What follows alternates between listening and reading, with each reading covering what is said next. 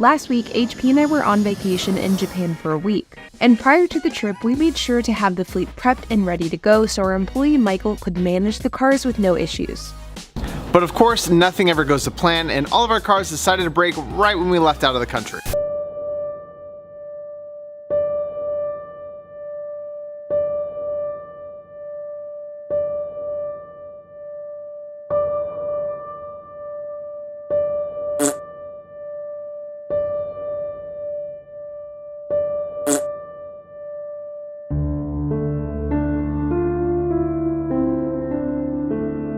I'm back from the stomach flu, and some things have gotten worse and some things have gotten better, and I'm not talking about my stomach. Let's get into it. The Mercedes-Benz still needs the alternator to be replaced, and while I was under there, I found a bunch of oil leaks and it needed some serpentine belt components. So we actually got those parts ordered, and it came in that special fancy Mercedes bag back there. Got to get all the turbo lines replaced and all the seals replaced to stop that oil leak and put the new alternator in. Okay, so while working on this Mercedes-Benz, I saw a bunch of oil leaking, and that's pretty typical for Mercedes-Benz occasionally. Like, our other C300 is actually pretty leaky behind the cam seals, and they're really easy to replace. You pop them off with a flathead and sometimes a mirror, and smack the new ones in. I've had to replace those twice because apparently Amazon Marketplace isn't the best place to get German engineered parts. Who would have thought? On this car, different engine, but still leaky. And I come to find out that there's a lot of oil leaking out of somewhere, and checking the dipstick, which actually just broke on me, I had to replace them regardless. It's not leaking that much oil, but it looks like a lot underneath the vehicle. Let me show you. So underneath the vehicle, this is not from Aubrey's car, this is actually from the Mercedes. Look at all of that good stuff. Pretty concerning, and then you see some drippy drops. Little known fact, Mercedes-Benz and some other high-end vehicles actually have a literal diaper on the underbelly of the oil pan. Some people say it's to protect the oil pan. A little bit of cloth isn't gonna do that. You know what it will do? Catch a lot of oil. But once it gets oil soaked, it has nowhere to go but down. So like a full diaper, this thing needs to be fixed because that oil is not gonna plug itself up, at least on this particular part. And during my sickness, I did some thorough research to think, where could this oil possibly coming on this specific model? And Mercedes-Benz forums helped me out. They showed me this is the issue. So down there, you can't really see it. All the oil is cascading down there, and leaks start from the top. And using our handy dandy mirror and some camera work, that line right there with that one single bolt. And that line runs right here to our turbo. Now the line itself is like $45 to $60, and the other turbo line is about $80. And turns out you can just buy the gaskets and little O-rings. Not bad. Now you might be thinking to yourself, HP, just get the alternator in. But I suspect that this oil leak also caused our alternator to go out because our alternator is pretty dirty, and alternators don't like other fluids being on them.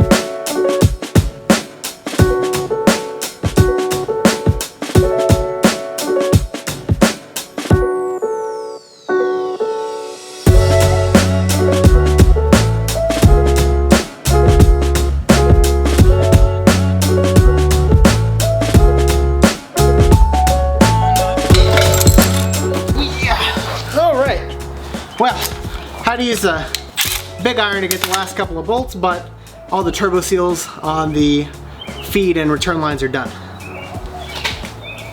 Now all that's left to do on the top side is put this turbo cover manifold on so nothing melts, and figure out where all these little bolts go back into their respective places and tighten everything back down.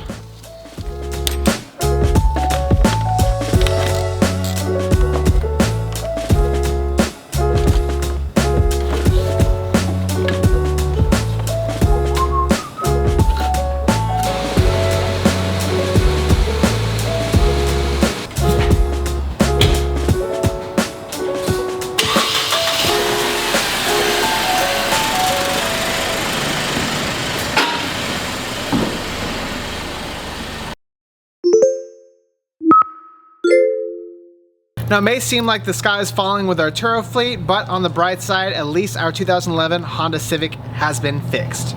Now, as you guys may have remembered in our previous video, we were talking about this Honda Civic and how it's having severe issues pertaining to the throttle body system, and we replaced the three main components for that system: the relay, the accelerator pedal, and the throttle body, and none of it was fixed, which crossed off all those items off, and the last thing to replace was the computer, the PCM. Now, if you guys don't recall, last summer we were having some issues with this vehicle where it just wouldn't run at all, and it wouldn't communicate with any scanners, and it turns out that at that time, the PCM was the issue. So we replaced it with an aftermarket one, and unfortunately, that was determined to also have some serious issues that brought along when we put it in this car. The only way to really alleviate a problem like a broken PCM and aftermarket ones that might also have issues is to just go straight to the dealer, order a brand new PCM, have them install it, and then now I have an unlimited mileage warranty for 1 whole year. And it only cost us $1,600. But it's fixed. And by fixed, I mean fixed. Check it out. Smooth like butter. And now I can also do this and have no worries for at least 1 whole year in unlimited miles. Whee!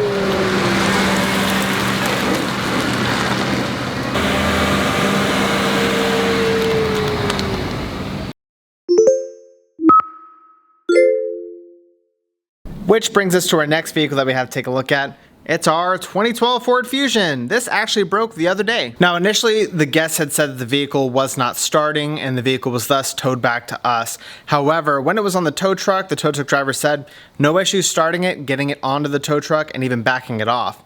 When I get in the vehicle, it starts up fine, but then I noticed the temperature gauge was starting to rise. Now, the water pump belt on this vehicle is on the right side, and I found it in this state, severely broken, and upon further inspection, the water pump pulley is frozen and it is jammed sideways. And if that water pump pulley is jammed sideways, that typically means it had a catastrophic failure, causing this belt to seize, fray out, and just obliterate to pieces. But we got the new water pump here. It looks like 3 bolts and a gasket. Hopefully it's easy to take out, especially with it being broken and jammed up like that. And coolant always ends up making a mess, so I'm just gonna put down a bunch of towels. That's why I got these extra absorbent mats. They're just like super layered thick paper towels. Really good for picking up any oil that drops down, or coolant in this case.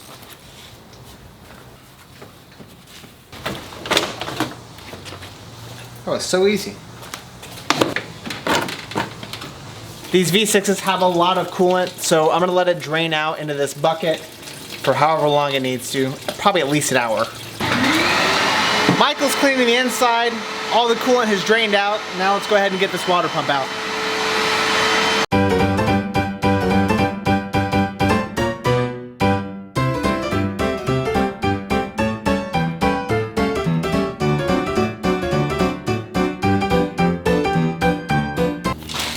Well, got the water pump out, and this is exactly what we're looking like.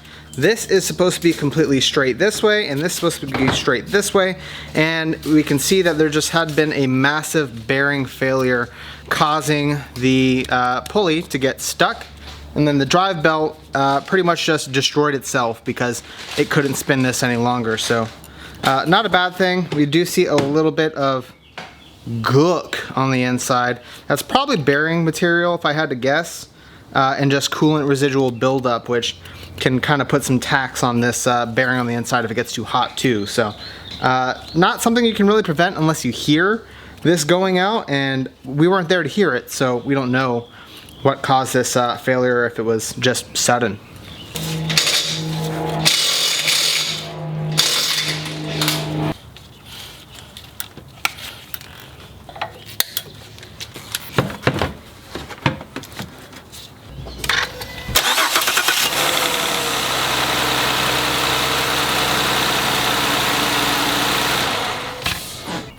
Quick test start.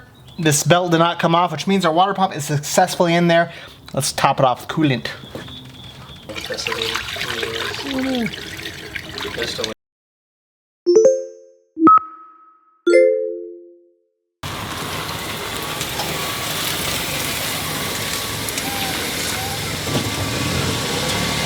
So one of the vehicles that broke down while we were out of town was this Mazda 3. It's a 2011, and it's having a common issue that we actually experienced on another one of our Mazdas, which is our Mazda 5. And in that case, the TCM, or the computer for the transmission, just simply quit working. And it's mainly due to the fact that it sits on top of the transmission and it overheats. It looks something like this. They always look a little different on every vehicle, but this one is actually really easy to use. It only has 3 bolts holding it down and 1 big connector on the side of it. Now the solution most times is to remove it from the transmission and place it on the back firewall so it's away from the actual heat of the transmission. However, that doesn't mean it's fixed permanently, and honestly we want to make sure that we fix it one time and we don't have to revisit it if the computer end up being bad from overheating too many times. Now this is actually the replacement for the replacement. The one that we got sent unfortunately had some type of internal error, and it wasn't due to anything that we did. It may have just been a faulty computer in general. We got them to send us a new one, so we're going to go ahead and replace it. That way we can get this one knocked out and back on the Turo.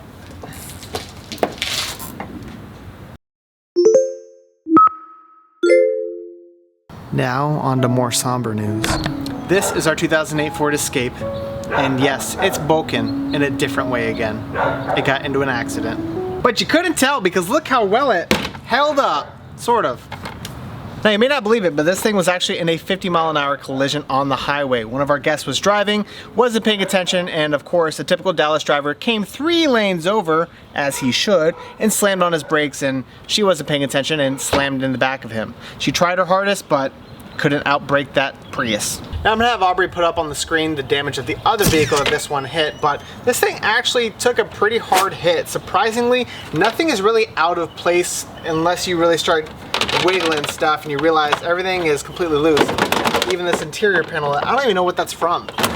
And as you can tell, a lot of this paint has been cracked and is chipping away, and the impact bar, the crash bar that's behind this bumper cover is what helped retain its shape for the most part. There's some cracks here on the right and even on the left side, but the damage is really behind the bumper cover. Now up top, everything looks as it should. I was actually just in here replacing the coils on this vehicle, which is why I say it's rebroken. We literally replaced it in the part 1 of this video series. Oh yeah, exactly that. And then, like all good things, come to an end. It's the Turo curse. Yeah, it really is. You fix something and then it breaks or gets broken. You can see the damage pretty well. This entire AC condenser has been bent from this impact, and there's a pretty gnarly pierce there on the bottom. I'm thinking that whenever she smacked in the back of him, the Prius was way lower than this crash bar was, and this vehicle ended up going up on top of it, slamming into the trunk, which caused this condenser to get pierced. Now I actually replaced this condenser and this radiator and these fans last year whenever this car was having some AC issues, so that was all for nothing. Now Aubrey doesn't think that this thing is totaled, but I actually do think it is totaled. Something like this where it's a major collision that involves mechanical damage, not to mention all the other stuff like the crash bar that needs to be taken care of underneath that won't withstand another hit, I think that's enough money to really put this 2008 253,000 mile vehicle out of commission. But we'll keep you guys updated. Thankfully, there's no part 3 to this video. We are done. All of our vehicles have been repaired and are out on Turo making some more money, with the exception of the 3 vehicles that have been down since what, September? Yeah. Yeah, our Hyundai Tucson, our 2011 Hyundai Hybrid, and our Kia Rio, which all have this ABS recall, which still hasn't had a remedy come up yet, so. And a Ford Escape. And our Ford Escape, yeah, which is wrecked. But other than that, everything is going out and getting rented. And because of this, we bought another vehicle. So stay tuned for the next one. It's actually like 2 feet off frame. You can't see it. Maybe you can see the reflection of the GT500. I don't know. This thing needs an oil change, and now I have time to actually do it. Guys, as always, be sure to hit that like button, hit that subscribe, and hit that notification bell. And we'll see you in the next episode.